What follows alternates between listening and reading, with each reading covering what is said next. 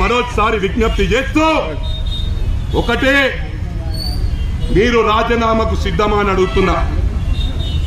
హరీష్ అన్న రిక్వెస్ట్ చేస్తున్నా, ఇది 200% అమలు చేస్తున్నాం.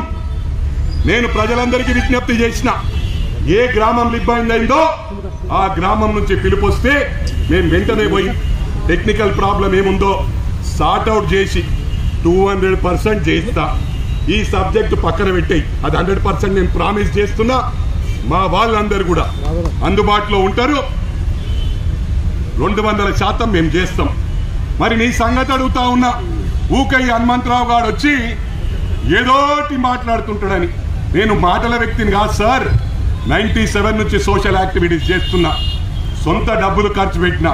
మీరు సొంత డబ్బులు కాదు, ట్రంక్ డబ్బాతోనొచ్చి లక్షల కోట్లు దోసుకున్నారు, లక్షల కోట్లు అప్పు చేసిండ్రు. నేను ఇది పడగొట్టినా అది పడగొట్టినా అంటున్నారు. నీ సిద్దిపేట ప్రజలకు విజ్ఞప్తి చేస్తా ఉన్నా, ఏవైతే మాట ఇచ్చినామో మా హరికృష్ణ ఎన్నికలకు ముందు మాట ఇచ్చిండో దానికంటే 10 రెట్లు గౌరవ ముఖ్యమంత్రి గారి ఆశీర్వాదంతో బ్రహ్మాండంగా సిద్దిపేట చేస్తానని ప్రమాణపూర్వకంగా తెలియజేస్తా ఉన్నా.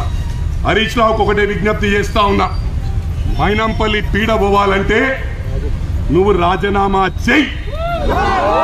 నువ్వు రాజీనామా చేస్తే మైనంపల్లి పోటీ చేస్తాడు.